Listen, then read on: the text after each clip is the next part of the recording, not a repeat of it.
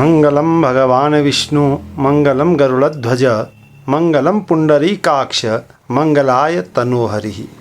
नमस्कार सभी सनातन धर्म शास्त्रों की चर्चा के सुधी दर्शकों को। आज मैं उपस्थित हुआ हूँ श्री गणेश चतुर्थी व्रत को लेकर। तो सज्जनों, इस वर्ष गणेश चतुर्थी का व्रत 7 सितंबर 2024 शनिवार को किया जाएगा। गजाननं भूत गणादि सेवितं कपित्थ जंबो फलचारु भक्षणम उमासुतं शोक विनाशकारकम नमामि विघ्नेश्वर पाद पंकजम। भगवान विघ्नराज विघ्नहर्ता का प्राकट्य भाद्रपद शुक्ल चतुर्थी को मध्याह्न के समय उनका जन्म हुआ था। अतः इस तिथि को मध्याह्न व्यापिनी लेना चाहिए। अगर इस दिन रविवार और मंगलवार आ जाए तो उसको प्रशस्त माना गया है। और गणेश जी जो हैं हम सनातनियों के प्रथम पूज्य देवता भी हैं। सभी सनातन धर्म अनुयायियों के चाहे स्मार्त हों के पंच देवताओं में गणेश जी का प्रमुख स्थान भी है। सनातनियों के घर में चाहे कैसी भी पूजा क्यों न हो, कैसा ही क्रियाकर्म क्यों न हो, सर्वप्रथम श्री गणेश जी का ही आवाहन एवं पूजन किया जाता है। देवताओं में प्रथम पूजनीय भगवान गणेश जी ही है। इसीलिए शुभ कार्यों में भगवान गणेश जी की स्तुति और प्रार्थना को अत्यंत महत्व प्राप्त भी है।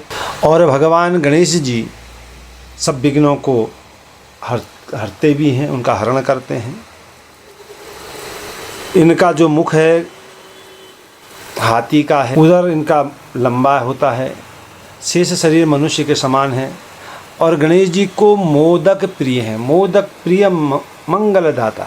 और वैसे यह त्यौहार जिस प्रकार से पश्चिम बंगाल में दुर्गा पूजा करी जाती है, उसी प्रकार में महाराष्ट्र में गणपति पूजन का प्रोग्राम रहता है। वहाँ उनकी प्रतिमा स्थापित की जाती है और उनका फिर वहाँ से विसर्जन किया जाता है। लेकिन गणेश चतुर्थी के दिन नक्त व्रत किया जाता है। भोजन जो है सायंकाल में करना पड़ता है और पूजन का जो विधान है वो मध्याह्न काल में करना चाहिए। पूजा व्रतेषु सर्वेषु मध्याह्न व्यापिनी तिथि ही, अर्थात सभी पूजा व्रतों में मध्याह्न व्यापिनी तिथि ही हमने लेनी चाहिए। और भाद्रपद शुक्ल पक्ष की चतुर्थी तिथि को प्रातःकाल उठकर स्नान इत्यादि से निवृत्त होकर अपनी शक्ति के अनुसार सोने, चांदी, तांबा, पीतल, मिट्टी, गोबर से गणेश जी की प्रतिमा को बनाएं, या शास्त्रोक्त विधि में जो जिन वस्तुओं से प्रतिमा बनाने का विधान है उनसे बनाएं। उसमें गणेश जी को गजानन लंबोदर स्वरूप का ही ध्यान करना चाहिए। गजानन, उनको अक्षत फूल को लेकर के जल के द्वारा संकल्प लेना चाहिए।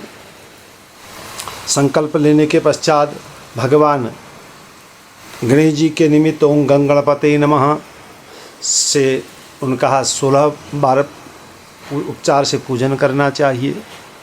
फिर आरती करनी चाहिए, गणेश जी को नमस्कार करना चाहिए और गणेश जी की मूर्ति पर सिंदूर भी चढ़ाना चाहिए। मोदक और दुर्वा गणेश जी की पूजा में विशेष माने जाते हैं।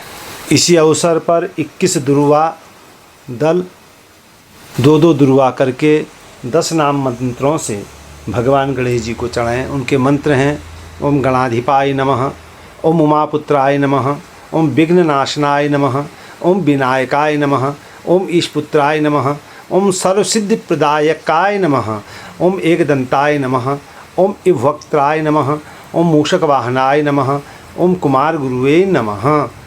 इस प्रकार से उच्चारण कर एक एक दुर्वा चढ़ाते रहें। और इसी प्रकार से 21 मोदक भी भगवान को चढ़ाएं, 21 लड्डू का भोग रखें। 5 तो भगवान गणेश जी की मूर्ति के पास रखें, 5 ब्राह्मण को दान कर दें और बचे 11 को शेष प्रसाद रूप में वितरण कर लें। यह पूजन की विधि गणेश पूजन की है। और हो सकता है गणेश पूजा के बाद ब्राह्मण को भोजन कराएं, उन्हें दक्षिणा प्रदान करें। जब ब्राह्मण को कोई चीज़ प्रदान की जाती है उस समय यह मंत्र बोलना चाहिए। दाने नानेन देवेश प्रीतो भव गणेश्वर सर्वत्र सर्वदा देव निर्विघ्नं कुरु सर्वदा मानोन्नति च राज्यं च पुत्र पौत्रान् प्रदेहि मेहि।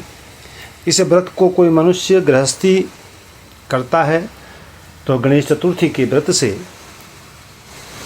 उसके मनोवांछित जो कार्य हैं वो सिद्ध होते हैं, क्योंकि विघ्नहर्ता भगवान गणेश जी इस व्रत को प्रसन्न होने पर उनके लिए कुछ भी वस्तु दुर्लभ नहीं होती है। और गणेश जी का यह पूजन बुद्धि विद्या और रिद्धि सिद्धि की प्राप्ति के लिए ही और संकटों के नाश के लिए ही और विघ्नों के नाश के लिए ही किया जाता है। तो इसीलिए अगर हो सकता है, अगर हम लोग समर्थ हैं, तो गणेश चतुर्थी के दिन जिस दिन भगवान का प्राकट्य जन्म हुआ उस दिन गणेश सहस्त्र नामावली से 1000 नामों से प्रति मंत्र का उच्चारण करते हुए भगवान को अगर दुर्वा या मोदक या लड्डू प्रदान किए जाएं तो उससे भी अभीष्ट सिद्धि की प्राप्ति होती है। सज्जनों, भाद्रपद मास के शुक्ल पक्ष की चतुर्थी को सिद्धि विनायक चतुर्थी के नाम से भी हम लोग जानते हैं। इस चतुर्थी में किया गया दान, स्नान, उपवास और अर्चन पूजन गणेश जी की कृपा से 100 गुना होकर प्राप्त होता है।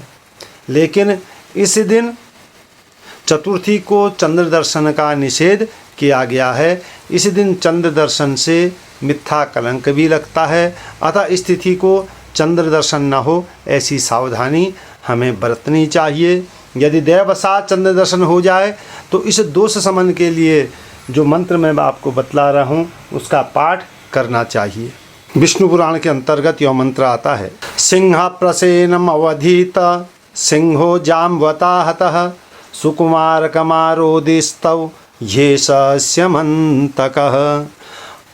और गणेश चतुर्थी के दिन चंद्र का दर्शन हो जाए तो उसके पापों में कमी लाने के लिए हमें श्रीमद् भागवत में स्यमंतक मणि का आख्यान आता है देवी भागवत में, तो उसको सुनना चाहिए।